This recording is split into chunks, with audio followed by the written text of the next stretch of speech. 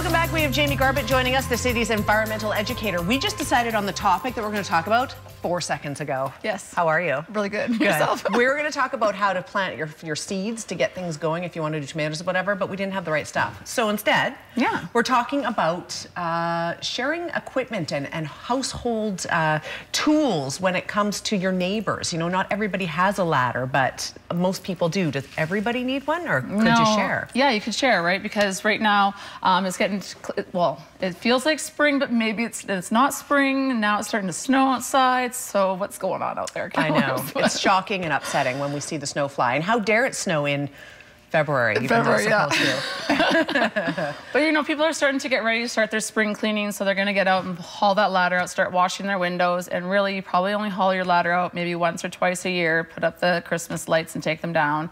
So you spend a lot of money on this equipment that you use very rarely, so why not share it with your neighbors? Same thing kind of happened to us recently. We had that big snowfall. A bunch of our neighbors went out and bought a big snowblower for over $200. They're going to use it several times, if that, and then it just sits there all year. So why not share it with the neighbors? We were kind of laughing because the one neighbor bought the last snowblower and the other neighbor wanted one. So did they end up sharing it? I'm not too sure. I had to run inside, so I had to leave the conversation. But yeah, so why not share these big tools that you don't use on a regular basis? So there's a lot of communities that actually do it, and we've actually rented tools as well when we had to put in new flooring, because you just don't do flooring every day. So why not just rent those tools from the store and then return them, because it does require a lot of resources to make these tools. Not only that, but you have to have a place to store all of this stuff. And I don't know about you, but I don't have as much storage as I could use. No, and some of them are big, like a big miter saw, like that. They're big, right? Yeah. So all this stuff does add up, right? So big ladders, they add up, right? So apparently the city of Caslow in the Kootenays has a tool sharing program going on. Yeah, so you can just go out there and rent the tool and then return it. So it's a great way to, and then you get to know your neighbors too as well, right? When you're renting them out and returning them. So it is. Get to know the neighbors is a good thing. We should start this in Kamloops. I think that you should spearhead this.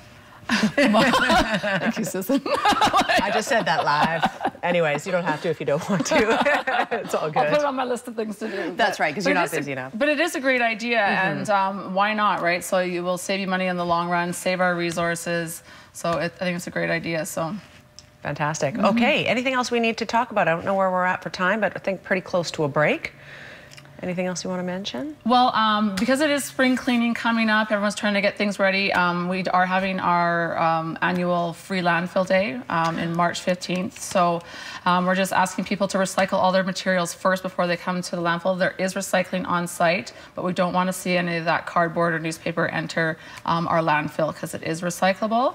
And people do need to remember that anything that has Freon in it, from fridges and freezers, there is a $15 charge, as well as bulky items. There'll be a $10 charge. So mattresses, big couches, things like that, we'll have to charge for that. Do you have a hazardous material day that people can take in? We do. So that's usually around Environment Week, which is the first week of June, so it'll be on a Saturday. I want to say June 6th or 7th, something like that. Our landfill does accept a lot of the products year-round for free, so all your paints and things like that. It's more designed for things where if you move into a house and there's something in your garage that you move into and you're like, what is this? It has no label on it. I'm not too sure. That's me. I have that. Yeah, so definitely for that, we'll have the household hazardous roundup for this year as well. Okay, excellent. But in the meantime, free landfill day, March 15th, coming up. Yeah, so, and be prepared to wait.